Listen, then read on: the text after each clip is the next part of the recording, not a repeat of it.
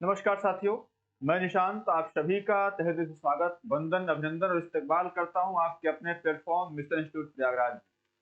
प्यारे साथियों, भाइयों बहनों, प्रैक्टिस सेशन का ये 6वां चरण में हम लोग पहुंच चुके हैं और 5वां तक चरण जो था अभी तक, इसमें हम लोग प्रैक्टिस किए 20-20 क्वेश्चन को लेकर के। आज भी हम 20 ही क्वेश्चन करेंगे, लेकिन आज का जो हमारा सेशन होने वाला है ये होगा आपके जो आपने पढ़ रखा है पहले, मुहावरे, लोकोक्तियां, जो आपके वर्तनी है उनसे संबंधित होने वाला है। तो आज चलते हैं, शुरू करते हैं 6वां सेशन और लेते हैं पहला क्वेश्चन।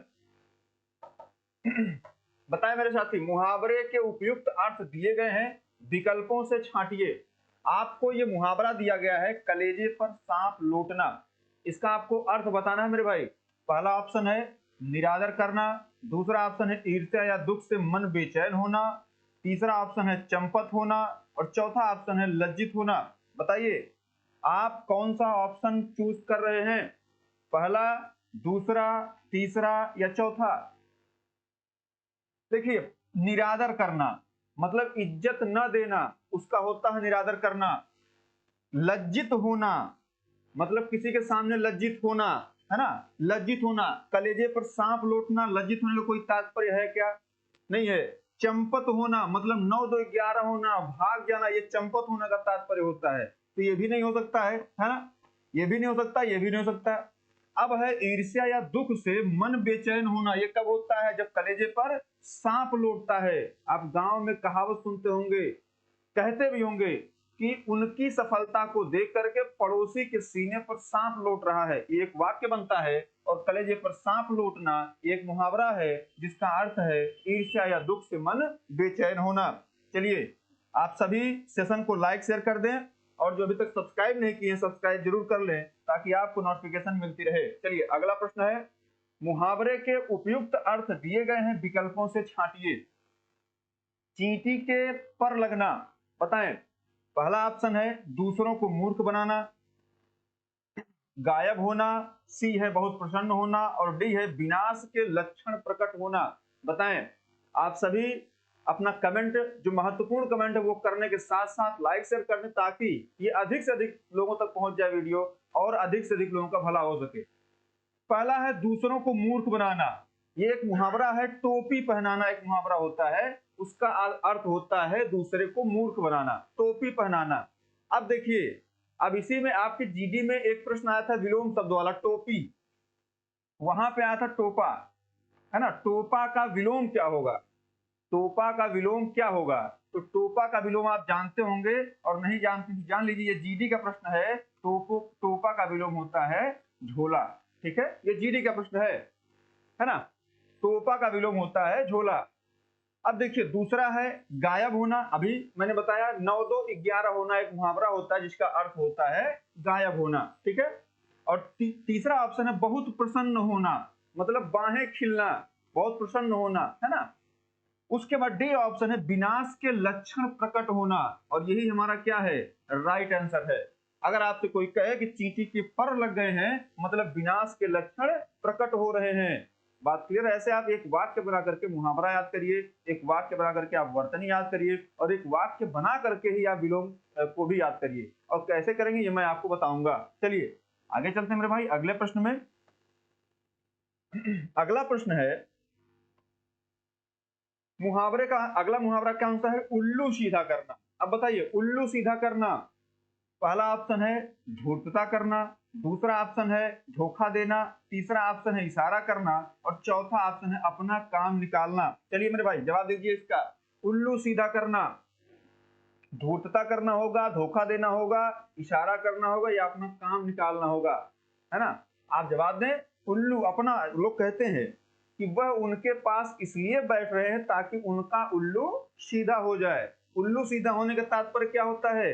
ताकि वो अपना कार्य क्या करें, निकलवा ले, उनका कार्य हो जाए, वो उनका काम खत्म हो जाए, इसलिए वो उनके पास बैठ रहे, मतलब अपना उल्लू सीधा करवा रहे हैं। मतलब क्या?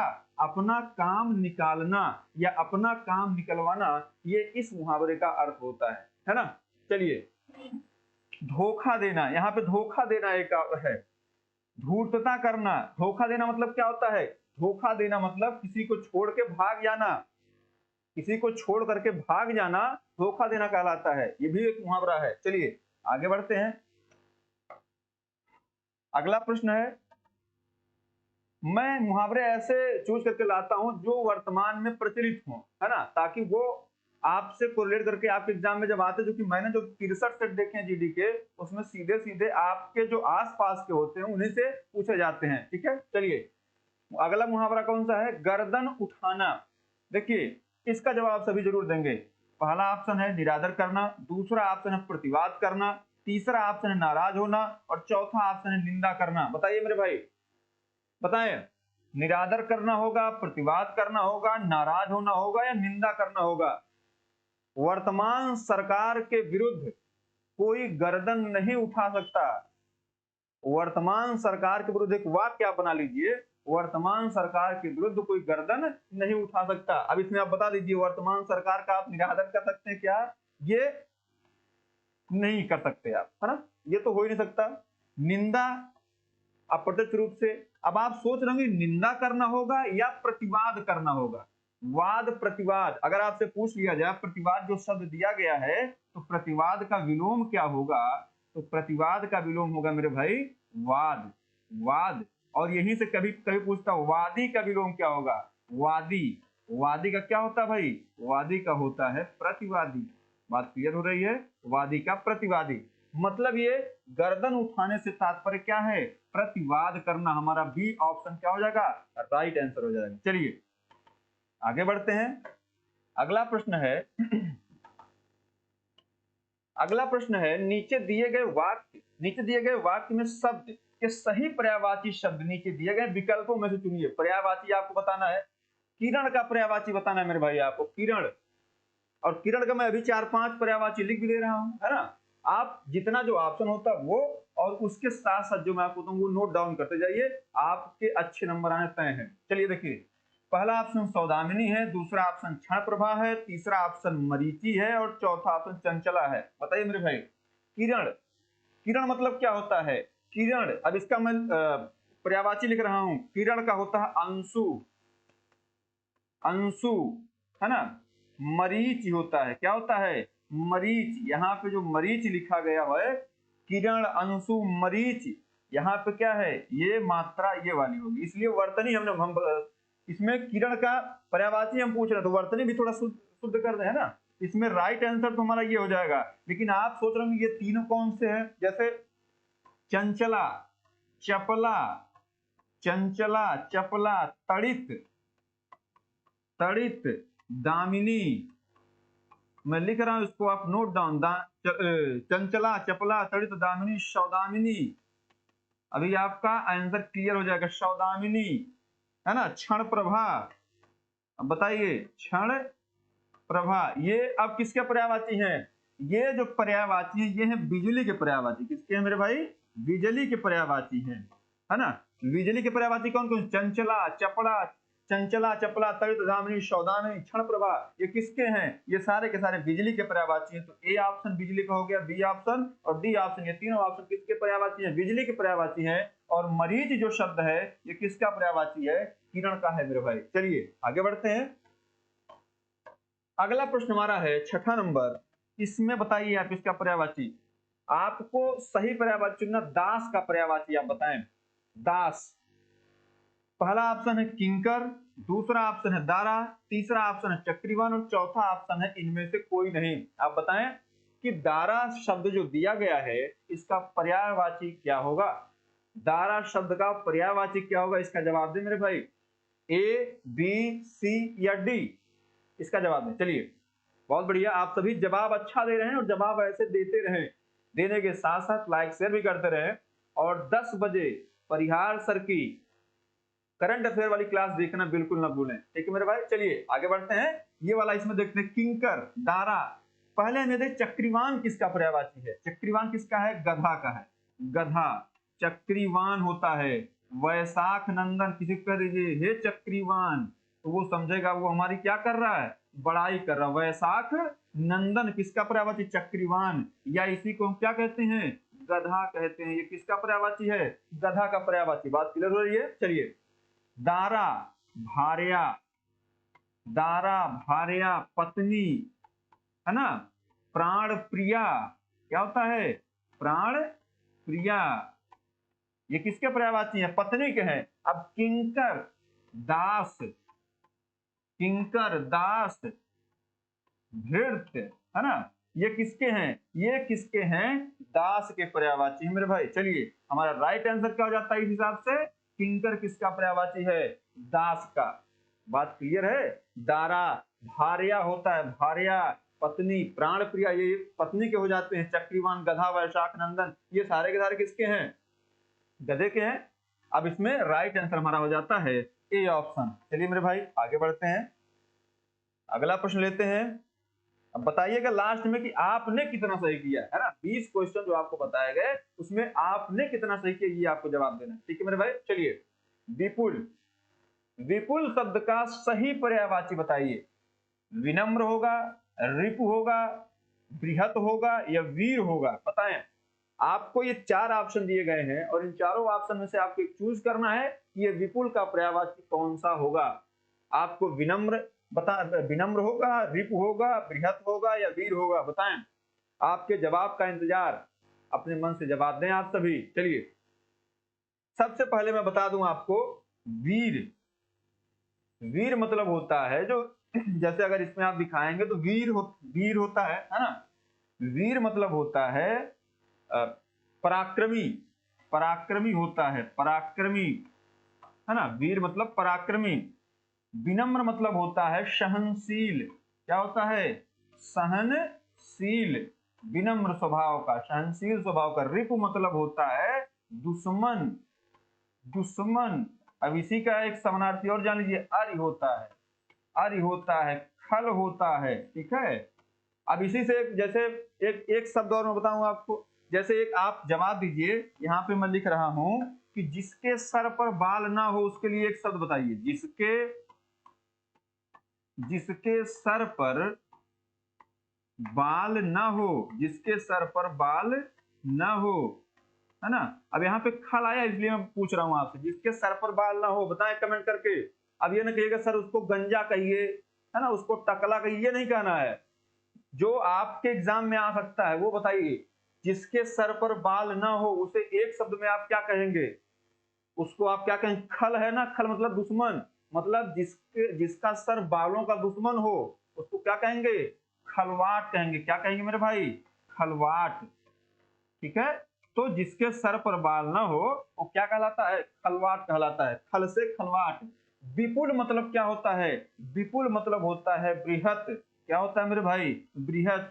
हमारा सी ऑप्शन क्या होगा? राइट आंसर होगा। चलिए आगे बढ़ते हैं मेरे भाई। 8 नंबर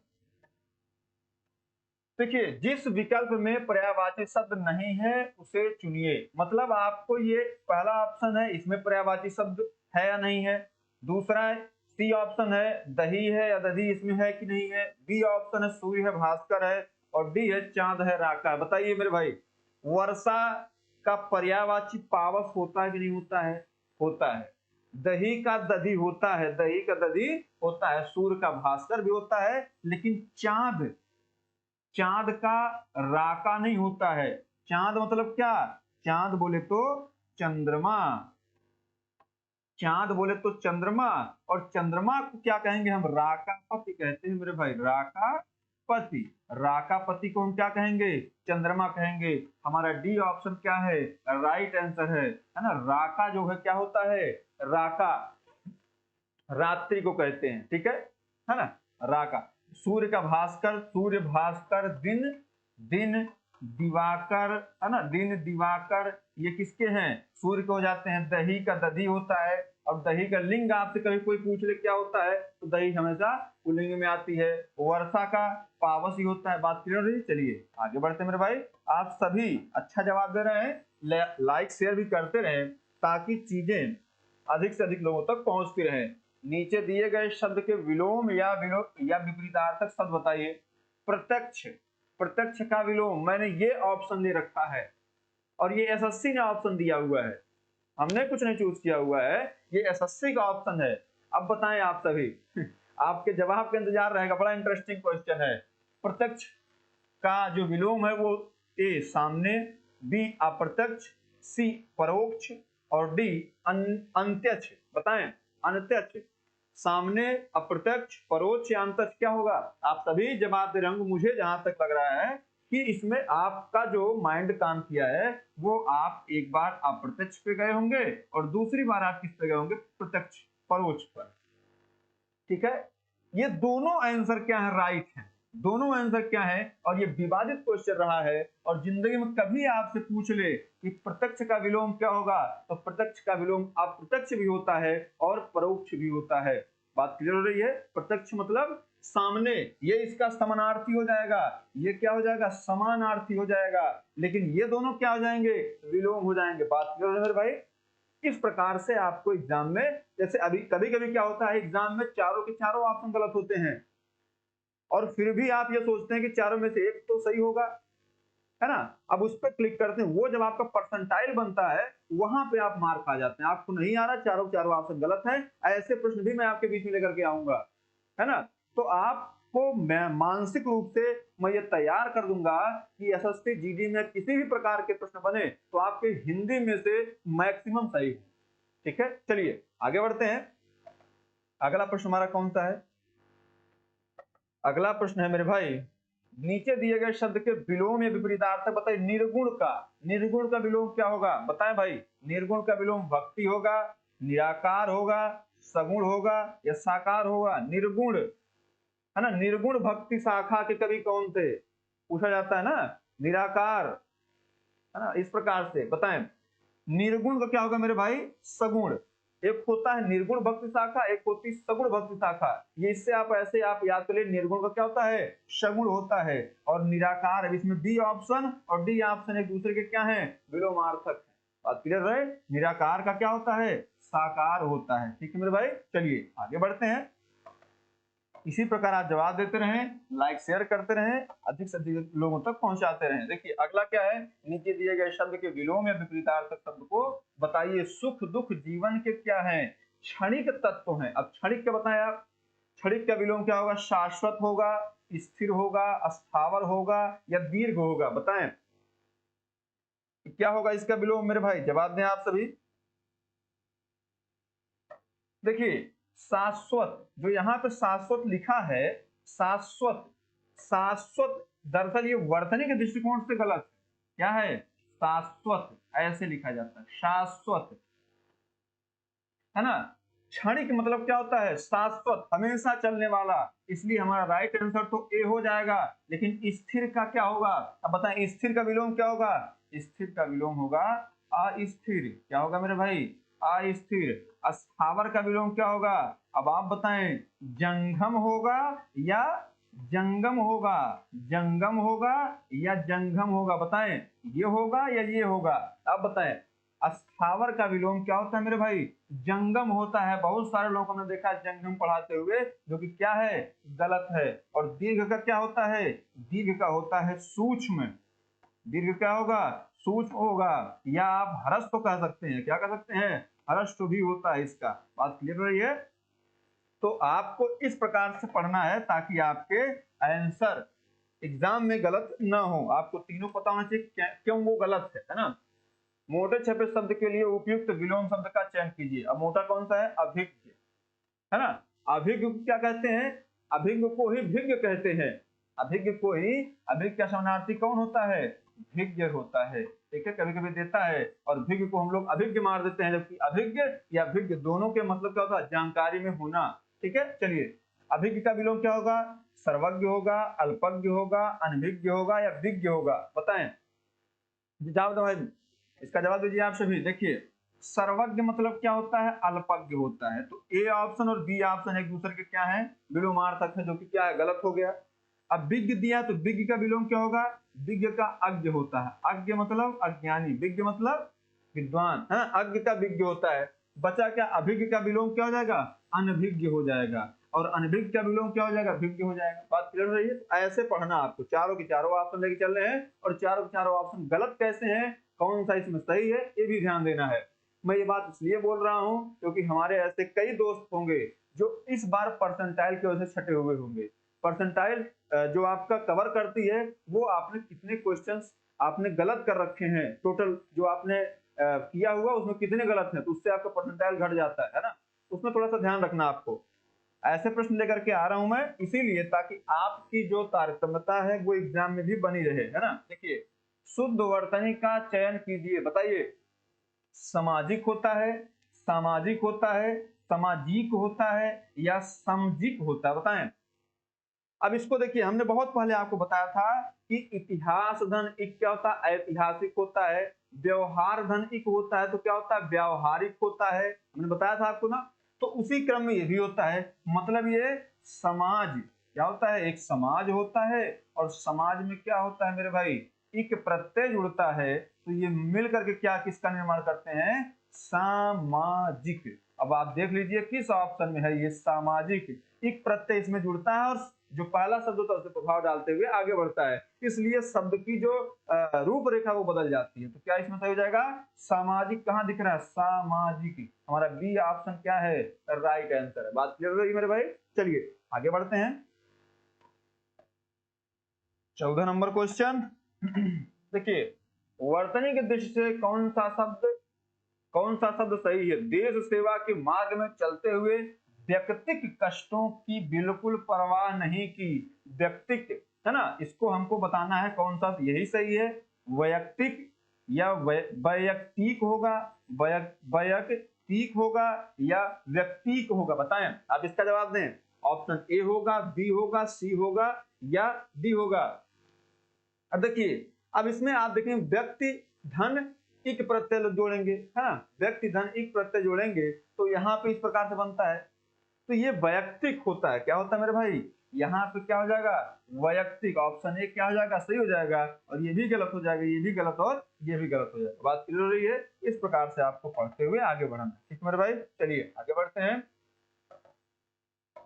चलिए, वर्तनी की दृष्टि से कौन सा शब्द सही है? भारतीय समाज का पुनरुत्थान। क्या है? पुनरुत्थान शिक्षा के विकास से ही संभव है। अब देखिए, अब यहाँ पे चारों के चारों ऑप्शन दिए गए हैं, ए बी सी डी। अब बताएं इसमें कौन सा सही है ना। अब देखिए, अगर कुछ लोग ये जोड़ के चले कि पुनर्धन उत्थान, तो पुनरुत्थान हो जाएगा। पुनर्धन उत्थान तो वहां का आ जुड़ता है और वहां पे जाके मिल जाता है। वो ऐसा कोई कॉन्सेप्ट नहीं है ना। पुनः धन उत्थान होता है, ये विसर्ग संधि का गान है और ये पुनरुत्थान होता है। ठीक है, क्या होता है?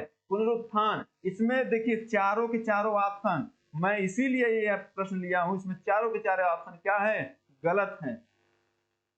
ठीक है, अब इसमें गलत क्यों है? आप देखिए, इसमें और इसमें हो सकता है आपको कुछ वो हो, लेकिन इसमें क्या छोटा हो की मात्रा लगती। क्या हो जाएगा मेरे भाई? मैं इसीलिए ये प्रश्न लिया हूं ताकि आप पुनरुत्थान, आपको जब कोई चीज ना आए तो आप उसको छोड़ दीजिए और वो लाभ करेगा आपके सिलेक्शन में, जहां पे आपका परसेंटाइल निर्धारित होगा। बात क्लियर हो रही है? चलिए आगे बढ़ते मेरे भाई। मिशन इंस्टीट्यूट प्रयागराज आपके हितों को ध्यान में रखते हुए ही प्रश्न तय करता है, चीजें कैसे आपको बतानी पढ़ानी ये भी तय करता है। ठीक है, चलिए, वर्तनी की दृष्टि से कौन सा शब्द सही है? स्वातंत्र संग्राम। आप सभी को पता है स्वतंत्रता संग्राम या स्वातंत्र, है ना।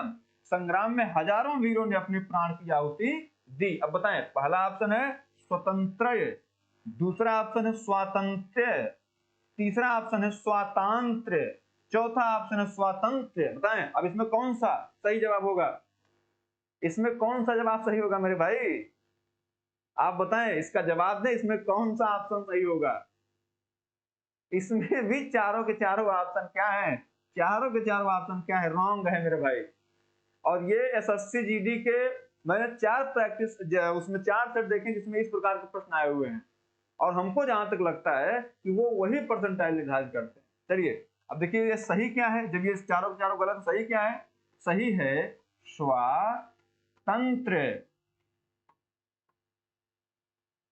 स्वातंत्र होता है मेरे साथी, ये वाला सही है। बात क्लियर हो रही है? तो आपको इस प्रकार पढ़ना है। जैसे आप दे देंगे ऑप्शन तो आपने तो गलत कर दिया भाई, क्वेश्चन भी गलत है, तो जिसने जो किया ये नंबर तो सबको गेन होगा, मिल गया, या किसी को नहीं मिला, लेकिन परसेंटाइल में वो चीजें डिसाइड कर लेती हैं आप। ठीक है, चलिए आगे बढ़ते हैं मेरे भाई। इसी प्रकार से आप पढ़ते लिखते रहे, मस्त रहे, व्यस्त रहे और अपनी तैयारी को और धार देते रहे। ठीक है, चलिए वाक्य वाक्यांश दिए गए, विकल्पों में से 4 शब्द दिए गए, जो शब्द वाक्य या अनेक शब्दों के लिए एक अर्थ रखता हो उसे अपने उत्तर के लिए चुने।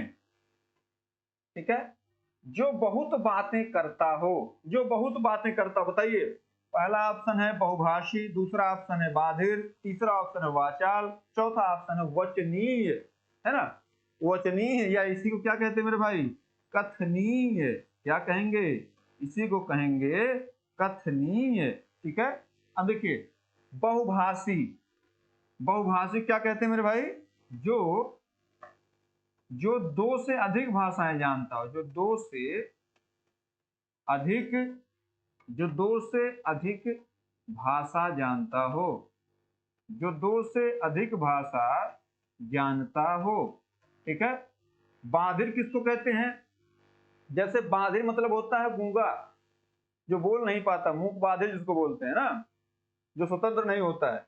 तो वचनीय या कथनीय, जो कहने के योग्य हो उसको वचनीय बोलते हैं। तो हमारा ये भी गलत हो गया, ये भी गलत हो गया और ये भी गलत हो गया। राइट आंसर क्या है, सी ऑप्शन हमारा है। और ये हमारा क्या है, राइट आंसर, ये हमारा सी हो जाएगा। जो बहुत बातें करता है वो क्या होता है, वाचाल होता है। बात क्लियर है, चलिए आगे बढ़िए। इसी प्रकार बढ़ते पढ़ते रहें ताकि आप सिलेक्शन के नजदीक ही हमेशा सोचें, है ना, उसके साथ आप पढ़ते रहें। चलिए, जो मुश्किल से खाया जा सके, पहला ऑप्शन क्या है, दुर्भक्ष, विषम, दुष्कर, दुर्लभ। बताइए, अब इसमें ए ऑप्शन सही होगा, बी होगा, सी होगा या डी होगा। पहले तो दुर्लभ, ठीक है, दूसरा दुष्कर, जिस कार्य को करना कठिन हो उसको क्या कहते हैं, दुष्कर, तो इसमें कुछ है नहीं इसलिए गलत। दुर्लभ, जहां जाया न जा सके, दुर्लभ नहीं होता है कि वो बहुत दुर्लभ स्थान है जहां नहीं जाया जा सकता वो, है ना। विषम मतलब जो सम ना हो, जो समान ना हो, क्या है, विषम है। ये इतने गलत हो गया, तो कौन सही हुआ मेरे भाई, दुर्भक्ष सही हुआ, दुर्भक्ष। ठीक है, अब इसी से एक और बनता है, एक और क्या बनता है, पेट की आग, पेट की आग, है ना, पेट की आग को क्या कहते हैं, जंगल की आग को क्या कहते हैं मेरे भाई, जंगल की आग, जंगल की आग। और यहाँ पे फिर होता है समुद्र की आग, किसकी आग, समुद्र की आग। बात क्लियर हो रही है। अब बताएं इसका, तीनों बताएं। पेट की आग क्या क्या कहते हैं, जठराग्नि, क्या कहते हैं मेरे भाई, जठराग्नि कहते हैं। ठीक है, जंगल की आग को कहते हैं दावानल कहते हैं। दवा कहाँ मिलती है, जंगल में मिलती है ना, जड़ी बूटियां कहाँ मिलती है, तो जंगल में मिलती है। अब इसको लोग भूल जाते हैं, ऐसे नहीं भूला जाता है, इसको आप याद करिए। जंगल का, जंगल में क्या मिलती है, दवा मिलती है, दावा नल। समुद्र की आंख को क्या, बड़वा नल, क्या बोलते हैं, बड़वा नल। समुद्र कैसा होता है, तो बड़ा होता है, तो बड़वा नल हो जाता है। तो आपके 3 ये और ये के 4। ठीक है, चलिए अगला क्वेश्चन है, जिसके पास कुछ न हो, जिसके पास कुछ न हो, तो पहला ऑप्शन इसके लिए निरामिष, दूसरा ऑप्शन है कर्जदार, तीसरा ऑप्शन है अकिंचन और चौथा ऑप्शन है उऋण, उऋण, है ना। बताइए इसमें कौन सा सही आंसर होगा। निरामिष मतलब होता है जो, जो मांस न खाता हो, जो क्या करता हो, मांस न खाता हो, जो मांस न खाता हो, इसका जो मांस न खाता हो उसके लिए एक शब्द है और इसका विलोम क्या होगा, सामिस होगा। क्या विलोम होगा, सामिस होगा मेरे भाई, इसका विलोम सामिस हो जाएगा। ठीक है, कर्जदार, कर्जदार होता है जो कर्ज देता है ना, कर्जदार है जिसे कर्ज जो लेता है कर्जदार होता है। कर्जदाता जो होता है वो कर्ज देने वाला होता है, जिसका विलोम क्या हो जाएगा, कर्जा लेने वाला, तो कर्जदार होता है, कर्ज लेने वाला तो कर्जदार हो जाता है। ठीक है, कर्ज या ऋण लेने वाला तो वो हो जाता है कर्जदार, या उसको बोलते हैं ऋणी। ठीक है, अब देखिए उऋण मतलब क्या होता है, जो ऋण से मुक्त हो, जो ऋण से मुक्त हो, जो ऋण से क्या हो, ऋण से मुक्त हो, जो ऋण से मुक्त हो उसको क्या कहते हैं, ऋण कहते हैं। तो जिसके पास कुछ ना हो वो क्या हो जाएगा मेरे भाई, अकिंचन, जिसके पास कुछ न हो वो अकिंचन हो जाएगा। इसी प्रकार से आपको पढ़ना है, इसी प्रकार समझना है और आप भी इसी प्रकार से पढ़ा करें। चलिए आगे बढ़ते मेरे भाई। आपका ये प्रश्न है, इसका जवाब दें। देखिए, ऐसा पुष्प जो विकसित न हुआ हो, ऐसा पुष्प जो विकसित न हुआ हो, बताएं, ऐसा पुष्प जो विकसित न हुआ हो। पहला ऑप्शन है बौर, तीसरा ऑप्शन दूसरा ऑप्शन मंजरी, तीसरा ऑप्शन मुकुल और चौथा ऑप्शन है कोस।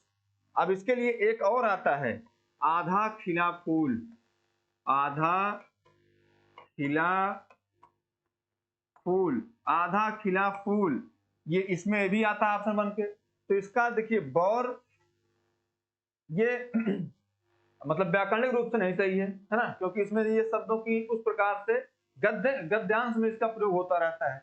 मंजरी है ना, मंजरी मतलब होता है कि जो फल होता है, फल के लिए जो बौर लगता है, वो जो फल के लटकता है तो उसको मंजरी बोलते हैं। कोश मतलब होता है जहां पे चीजें इकट्ठा होती हैं, जैसे शब्दकोश, शब्दों का संग्रह, तो कोश मतलब होता है संग्रह हो जाता है ना। अब देखिए मुकुल जो शब्द है, मुकुल मतलब होता है आधा खिला फूल या ऐसा पुष्प जो अभी विकसित नहीं हुआ हो या ऐसा पुष्प जो अर्ध विकसित हो, तो उसके लिए भी मुकुल का प्रयोग किया जाता है। ठीक है मेरे भाई, तो उम्मीद करता हूं आप सभी को आज क्लास अच्छी रही होगी। आप सभी इसको शेयर कर दीजिएगा अपने दोस्तों के पास तक, अपने मित्रों के पास तक। और मेरे भाई आप सभी मेहनत कर रहे हैं और मेहनत करते रहिए, है ना, क्योंकि मेहनत से ही सफलता मिलनी है। हम लोग मिशन इंस्टीट्यूट प्रयागराज के साथ आप लोग मिल करके मेहनत करिए, आगे बढ़िए, सिलेक्शन लीजिए। ऑफलाइन कक्षाएं भी चली रही हैं मेरे भाई। आज ये 20 प्रश्न में आप बताएं कि आपके कितने प्रश्न सही हुए, ताकि आप खुद अपना सेल्फ असेसमेंट करें, खुद जांचें, खुद को परखें कि आप 20 क्वेश्चन में कितना सही कर पा रहे हैं, और यहाँ जितना कर रहे हैं उतना ही आप लगभग वहां जाकर करेंगे, इतना जान लीजिए। वहां ज्यादा ही कर सकते हैं, कम नहीं करेंगे। ठीक है मेरे भाई, तो मैं अपनी वाणी को विराम देता हूं। नमस्कार, प्रणाम, जय हिंद।